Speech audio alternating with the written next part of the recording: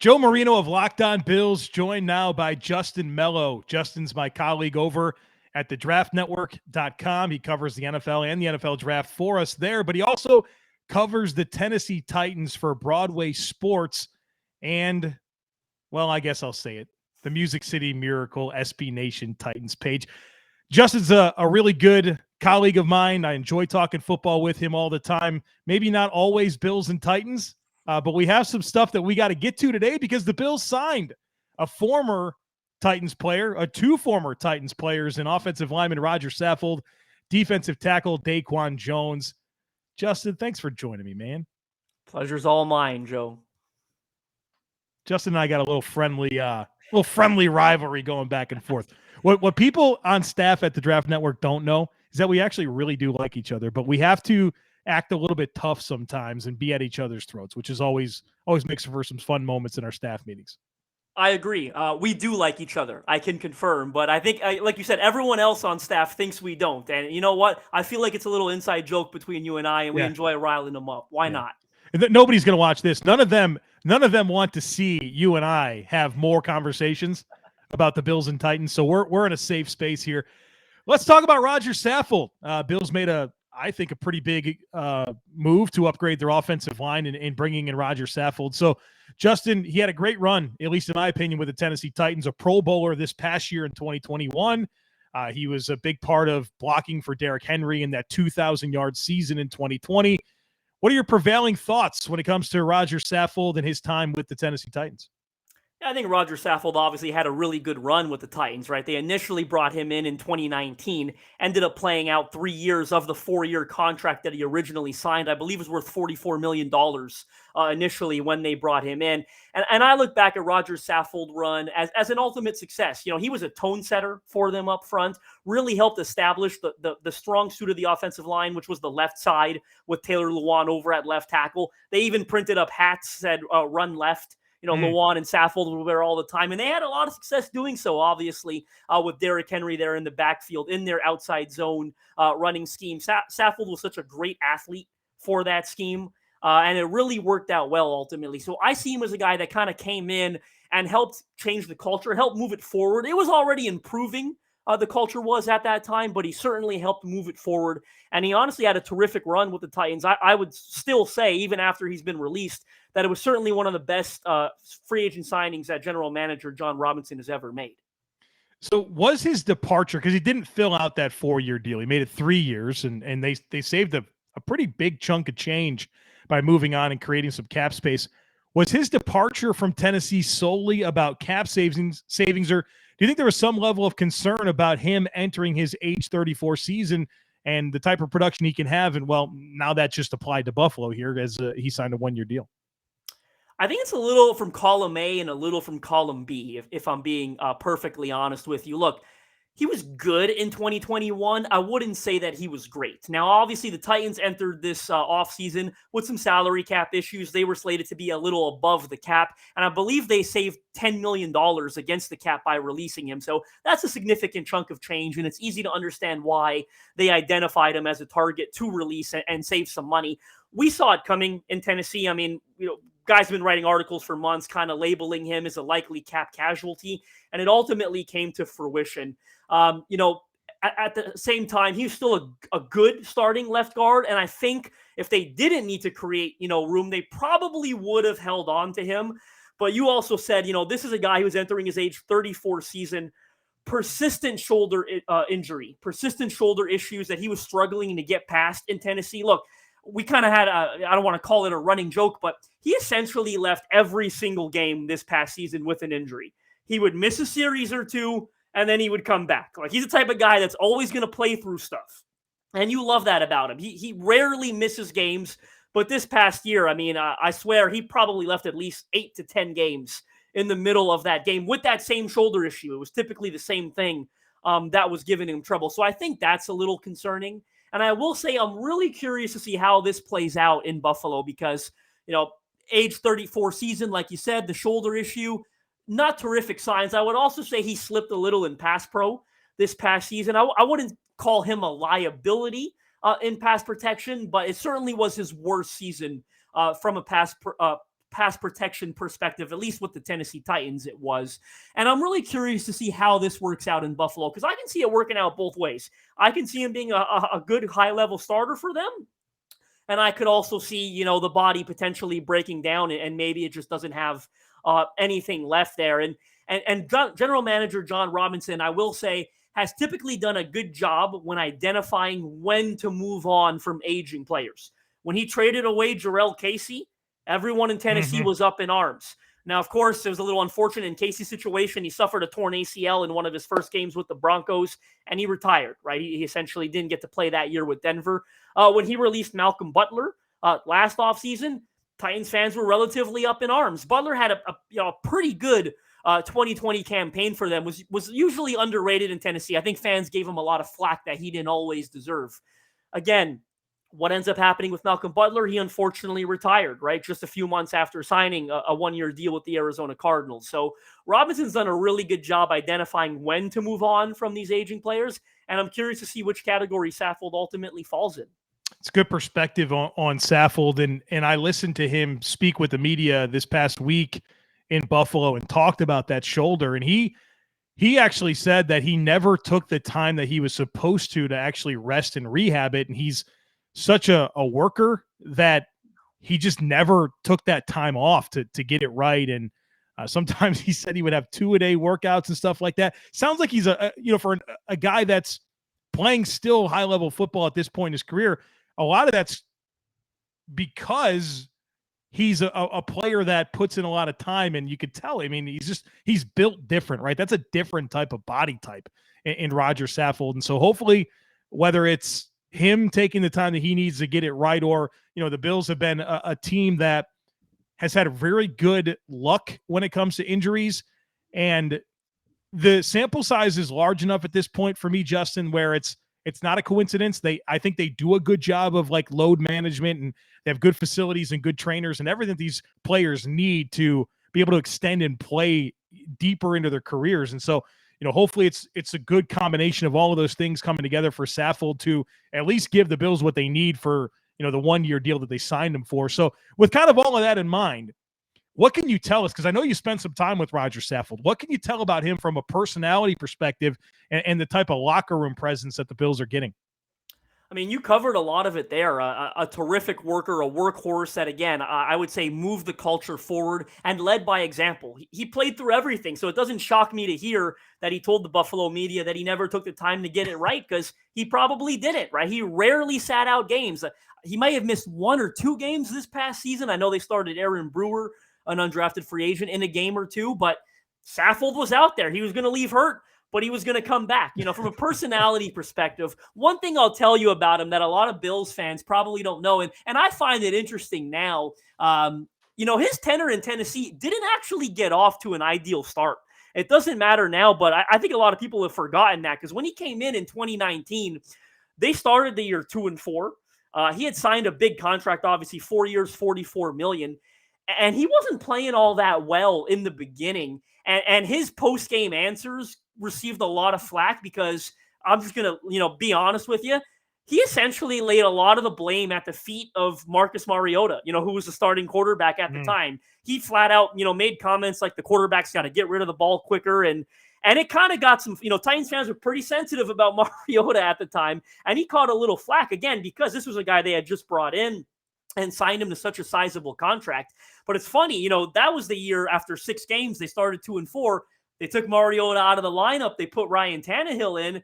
And lo and behold, everything Saffold said became true. All of a sudden, they got a quarterback that was getting the ball out in a timely manner. And Saffold's issues disappeared. He no longer looked like a liability. So it's always interesting when you have that quarterback offensive lineman relationship and how they kind of impact one another, and certainly impact the reputation that one or the other earns. But they're definitely getting a strong locker room presence, a great guy, a workhorse, like I said, an absolute leader who, as he did in Tennessee, is going to lay his body on the line week in, week out. And this is a guy that wants to win a Super Bowl. He's never won one yet. He obviously played on that Los Angeles Rams team that lost in the Super Bowl to the New England Patriots that one year, ended up departing the team. They couldn't afford to re-sign him. Goes to Tennessee, They end up becoming contenders with him. They go to the playoffs in 3 straight seasons with him. 1 loss in the wild card round, 1 loss in the divisional round, and 1 loss in the AFC Championship game in those 3 years. So this is a guy that's been really close, hasn't had a chance to get a ring yet. I'm honestly happy for him that he ended up in Buffalo, that he gets to play out what's probably going to be the final year of his career with another Super Bowl contender, and it gives him one final chance to get the ring that he so badly deserves. Yeah, it's the same situation. The Bills have been in the playoffs the last 3 years, an AFC Championship loss, divisional round loss, and a wild card loss. So we can unite over that, Justin.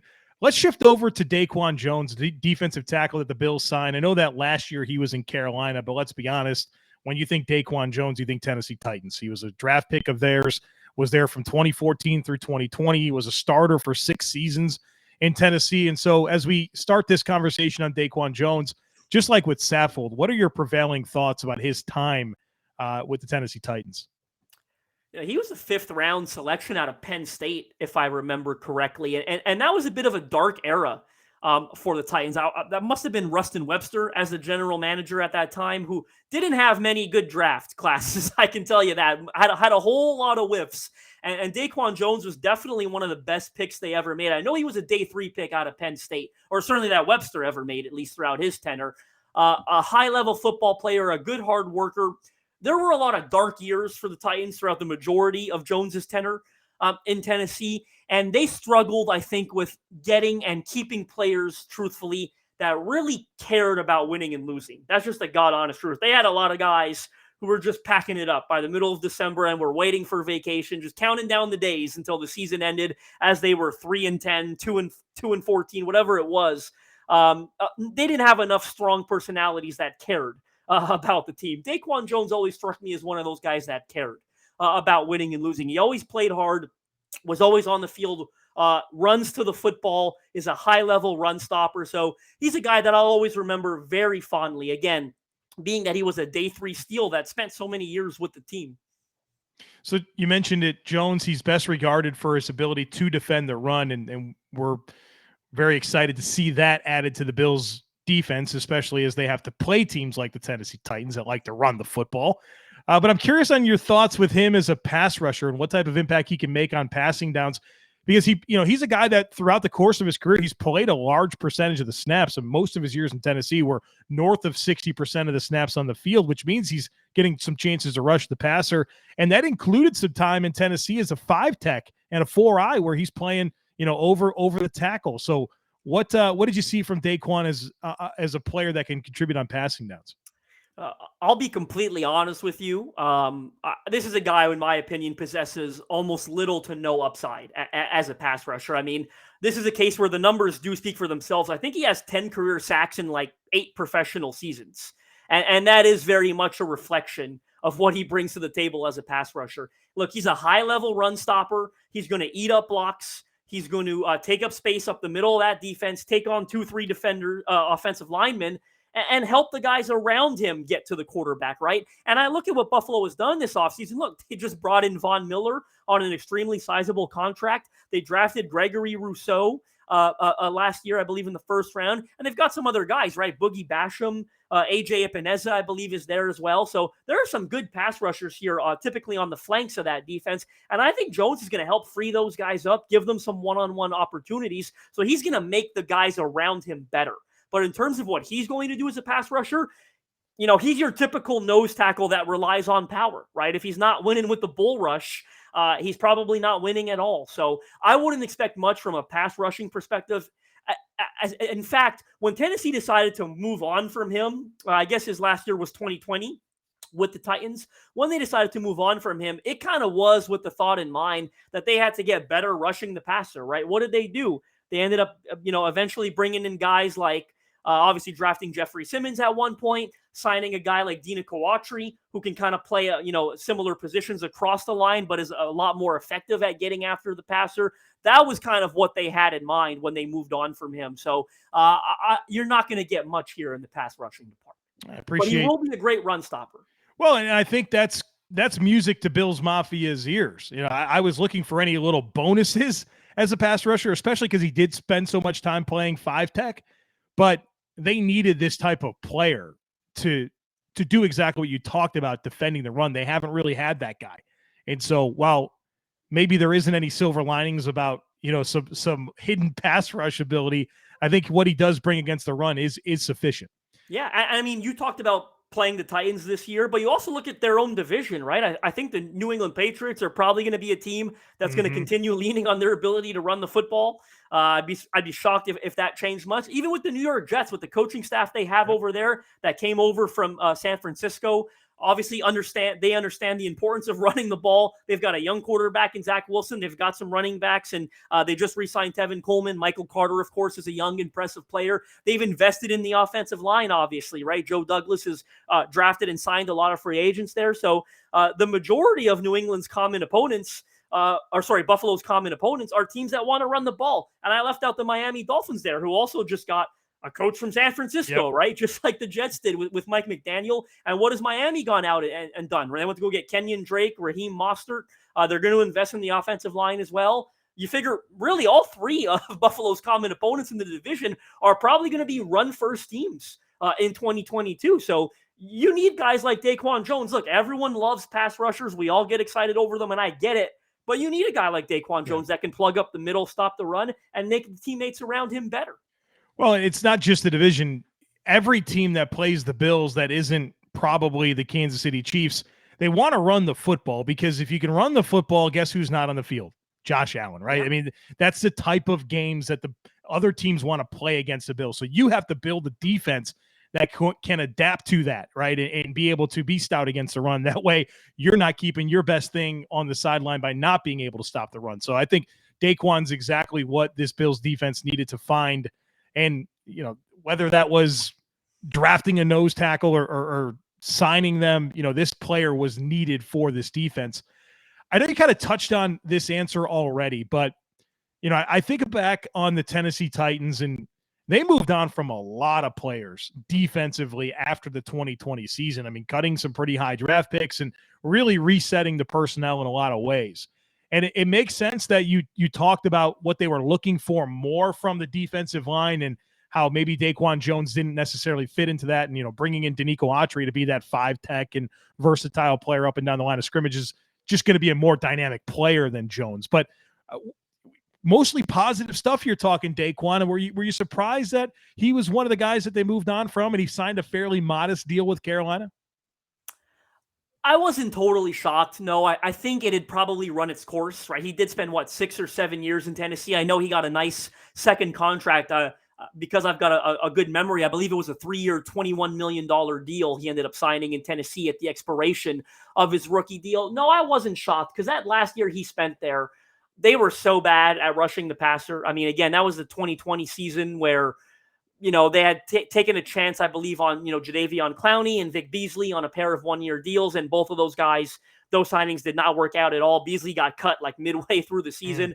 They were starting Brooks Reed and Wyatt Ray at outside linebacker towards the end of the year. They were not even sniffing the opposing pocket, on a weekly basis. They were one of the worst pass rushing teams in the NFL. And I think it sort of adds to the frustration a little when you're seeing another guy out there that's not impacting the pocket, right? Like DaQuan Jones wasn't. And they already had Harold Landry and Jeffrey Simmons, right? But they had nothing else. So they were not getting after quarterbacks at all. So they went into and they were one of the worst third down teams in football, by the way, that season, third down defense wise. And that was partially due to giving quarterbacks 5, 6, 7 seconds in the pocket sometimes. So what did they do? Obviously, we talked about Danico Autry. Forgot to mention Bud Dupree as well, obviously, right? They went out and got Dupree to play outside linebacker opposite Landry. And so, no, it didn't shock me. And, you'd be silly to say anything that it was a resounding success for them, right? They took a sizable step forward defensively in 2021 while completely shaking up the identity of that defensive line. And of course, they made some moves in the secondary as well, promoted guys like Amani Hooker to starting roles, signed Jack Rabbit Jenkins in the secondary. But really the strength of that team defensively was the defensive line. They had 2 double-digit sack guys, I believe, in Jeffrey Simmons and Harold Landry. They almost had 3. Danico Autry very nearly had 10 sacks himself. So I wasn't surprised at the time, and they certainly don't regret it, right, based on the success they had up front in 2021. But I would still say that DaQuan is a good player, and I'm very happy to see him land in Buffalo, and I think he's going to play that role for them that they were looking for. Justin, the last thing I want to get to with you is about the Tennessee Titans in general. I mean, we're talking about the number one seed in the AFC last year. It's been a pretty quiet offseason so far. They've moved on from some players. It was great to see them bring back Harold Landry, which I thought was on a pretty good deal. I mean, for where that money came in, I thought that was a really nice contract for Tennessee. So as you're seeing this AFC unfold with the Bills being aggressive and everything that's happening in the AFC West, and the Ravens, right, they're making moves and they're going to get players back that were injured and they have developing young talent. The Bengals just won the AFC, right? What is your outlook on Tennessee as it relates to this overall AFC landscape right now?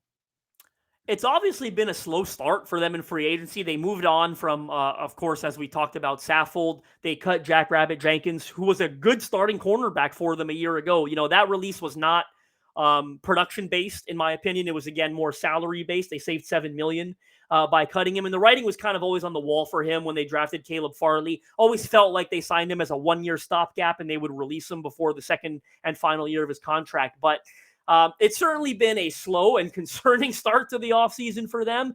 Very curious to see what they do from here. Obviously, they cut Julio Jones. I'm not going to just gloss over that. That was a big move yesterday that will eventually save them $10 million in cap space in June. They designated that as a post-June 1st release. So it's going to be interesting to see what happens from here because General Manager John Robinson has spent the majority of the offseason talking about the need to surround Ryan Tannehill with more weapons. Obviously, they have not done that so far. They cut Julio Jones, and they haven't done anything at receiver, tight end, and they really haven't done much at offensive line. If you count signing Jamarco Jones away from the Seattle Seahawks as doing something, that's what they've done up front. So it is a little surprising. I would also be shocked if Robinson didn't do something sizable at some point. They restructured Zach Cunningham's contract this morning and saved like $7 million against the cap by doing that.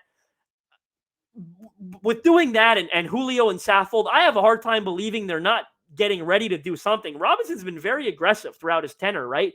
He's not afraid to swing and miss, right? Bringing in Julio Jones last year was obviously a risk. The year before, it was Jadeveon Clowney and Vic Beasley. Unfortunately, he's 0 for 3 on those decisions, but I think 2 of those, Clowney and Jones, everyone wanted them to happen, right? So it's, a little bit hindsight is 2020. The Beasley one is one that I think he deserves to take some flack for because no one liked it at the time and it didn't work out. But he's an aggressive guy. But, Titans fans, as most fan bases, react when teams aren't doing much in free agency.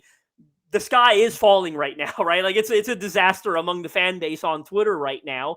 And they do have to do something, right? Like right now, your second wide receiver is Nick Westbrook-Akine, and your starting slot receiver is Chester Rogers. And you're not quite sure who's going to be starting at left guard or right tackle right now. And at tight end, the only tight end under roster is Jeff Swaim, who you re-signed to a 1-year, $3.5 million guaranteed contract that the fans are up in arms about, right? Like everyone thought they were going to move on from Swaim, and then they end up, it kind of feels like an overpay. Hayden Hurst got the same contract for comparative purposes, 1 year, $3.5 million guaranteed. And Swaim is the only real tight end on the roster. So you're looking at receiver, you're looking at tight end, you're looking at left guard and right tackle. And there are holes, big holes there, and you have concerns. So it'll be interesting to see what they do. I would predict that they're going to make one high-level signing at one of those positions, and then maybe another mid-level signing at another one of those positions. Maybe they bring in a receiver like Juju Smith-Schuster, right? Maybe they bring in a tight end like Gerald Everett or Austin Hooper, or a right tackle potentially, or a left guard, right? They have options there with Dylan Radins factoring into the situation next year. You figure he is going to start at one of those positions as a second-round pick from a year ago. But no, Titans fans are concerned, and I would say they should be concerned, right? Like you said, all these other teams have been really aggressive, and Tennessee is not, right? They've signed a couple special teams aces. It's been a really slow start for them in free agency. Now, if you want to put the two-tone glasses on, you'll say, and I think it would be fair to say a lot of these teams, keep in mind, are trying to play catch-up, right? Like the Titans are a team that won 12 games a year ago, won the division, obviously, won the number 1 seed, secured the number 1 seed in the conference. So a lot of these other teams weren't as good as the Titans last year, right? And the nucleus of that team is returning. They haven't lost anyone, truthfully, that helped them win those 12 games last year, right? It's who helped them win those games. It was the defense, which is completely intact. They retain every single starter on the defensive side of the ball. And offensively, who was it? Obviously, Derrick Henry missed a lot of the year, but it was guys like Derrick Henry and A.J. Brown, and those are the guys that helped them win those 12 games last year. And they entered this offseason. Their main priority was to keep Harold Landry and to keep Ben Jones at center. And they did re-sign both of those players. So I know those were two important pieces of business that they wanted to get done, and they have. But at the same time, you are falling behind a little right now, and you've got to do something about it because the AFC is just absolutely loaded. It's to think only one of these teams is going to qualify for the Super Bowl, and I'll take the Titans out of that equation right now. I don't know that they belong in that conversation with the Kansas City Chiefs and the Buffalo Bills. And you look at what, again, we'll see how good the Broncos, the Raiders, and the Chargers are, but between those three teams, like you said, they've acquired Russell Wilson, Randy Gregory, J.C. Jackson, Khalil Mack, Chandler Jones, and Devontae Adams, right? And all those moves have happened over the last 72 hours or so. So, Titans fans are concerned. They probably have reason to be. This is probably a team that's going to win the division again next year, but that's also a product of, they play in a relatively weak division. But do you like your chances when you meet the Chiefs in the playoffs or the Bengals again, potentially, or one of these AFC West teams? No, you probably shouldn't. Justin, the sky was falling for Bills Mafia in the 5 hours between Chandler Jones going to the Raiders and the announcement of Von Miller. So I can relate somewhat from what you're talking about there, but obviously a lot of off season left. What are we like? Just a couple of days into the actual league year. There's a draft, there's trades, there's other players that can be signed. And so we are, dare I say, just getting started with the moves that are going to shape these rosters for the 2022 season, which should be absolutely incredible. Justin, I appreciate all of your analysis here today and what you shared regarding these Titans players, as well as the outlook on the Titans in general. And I encourage all of the viewers and listeners to follow Justin on Twitter at JustinM_NFL. Justin not only does great Titans work, but it's the NFL draft as well. You do some really cool stuff with interviewing the draft class. It's called Draft Networking for the draftnetwork.com, where you talk to more players than probably a lot of teams do, right? I mean, you're interviewing hundreds of guys every year and getting to know these players and sharing that with us. So thanks for what you did today in this segment, but also what you do for the football community through that series. The pleasure's all mine. I can confidently say that between now and the draft, we will probably release at least one single interview every day at the pace that I'm going currently on the Draft Network. So a lot of good content coming, a lot of great interviews still to drop on the Draft Network. We had Chad Muma today, who's one of my favorite linebackers coming out of the University of Wyoming. For you Bills fans, I did confirm that the Bills were one of only two teams that had Muma for a formal interview at the Combine. They also had Montana State linebacker Trey Anderson for a formal interview at the Combine. I was also able to confirm that through the Draft Networking series. So there's something for you Bills fans as well with the Draft Networking series. We're confirming a lot of this stuff. What does that tell you? Troy Anderson, Chad Muma. Sounds like Buffalo might be interested in drafting a linebacker in the second or third round, right? So there are little nuggets you can pick up here if you pay close attention to my Draft Networking series, and appreciate you for having me on, Joe. Thank you, Justin.